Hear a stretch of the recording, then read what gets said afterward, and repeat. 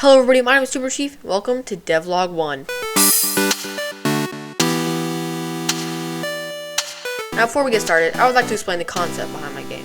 It's called Space Adventure. It's an adventure platforming game set in a very distant galaxy.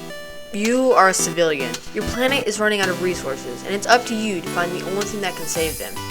The temporal Klystron. This mythical object has the power to give your planet everything they need for eternity. You search the galaxy in hopes of finding clues that point you to where it may lie. The question is, will you find it? Now, a good game needs to have a solid engine, meaning we need to make sure we do everything efficiently and properly before we start fully forming the game. So today we're going to start that engine, from player movement all the way to enemy AI and taking damage. Let's get started. So I'd actually done some work prior to recording this. You can see a simple scene that I've already set up. Here in the player sprite, you can see a couple of simple elements, a body, an animator, and a collision shape. And then inside the script, we just have some simple movement, and then a little bit of animating. We also have a couple folders down here, some assets, some scenes, and some scripts, just to keep things organized. So here you can see what we have so far. Not much, just a player, some animating, and a couple of platforms.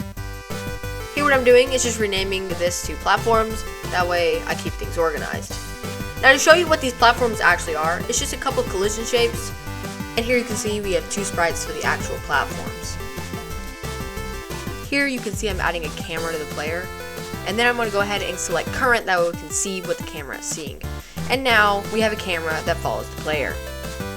I'm also going to enable smoothing here, that way we have a smoother movement of the camera. And now you can see here that the camera's movements are less static.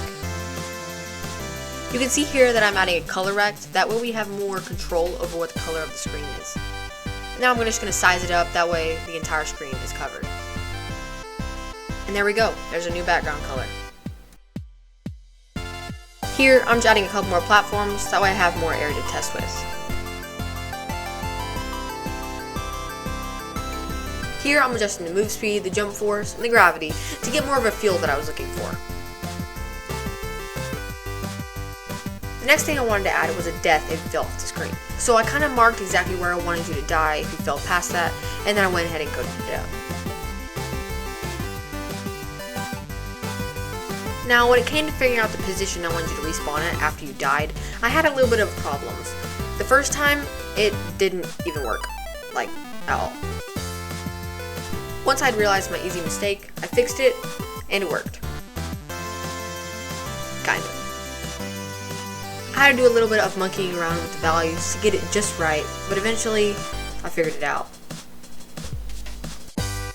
Next, I decided to create an enemy, that way we had something to defend against. Just create a simple little guy with a little bit of an animation.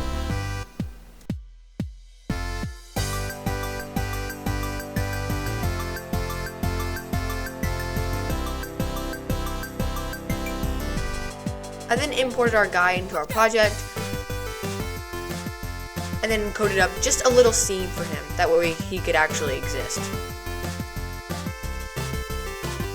Next, it was time for me to code up the AI. Now, I'm not very familiar with this concept, so I had to use a video, and I ran into a bunch of problems, but eventually I got it all figured out, and the enemy was following me. Next, I added some layers, that way I had some more control over what collided and interacted with what. Here you can just see me going through and putting all these layers to use.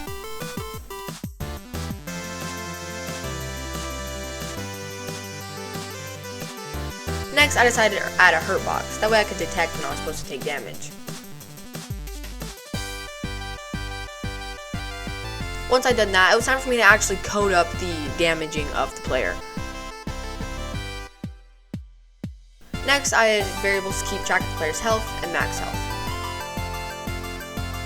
I then decided to code up a script that would gradually decrease my health whenever I interact with an enemy instead of immediately dying. Since I didn't have GUI set up yet, I just printed my health to the console. And just like that, I had it working, but not in the way that I wanted. Here's how.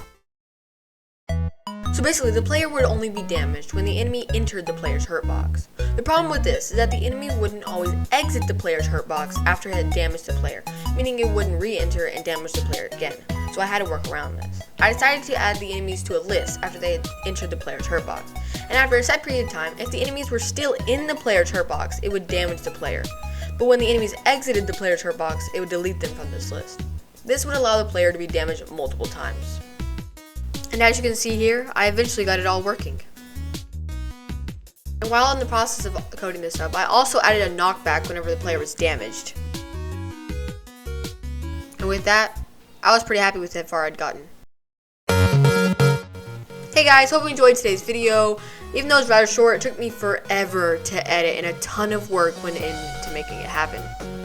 It was also a little bit more on the technical side than I'd like. In next episode, I plan to get a little bit more into the logic and explaining how things work and why I do things, and less the actual coding and making of the game.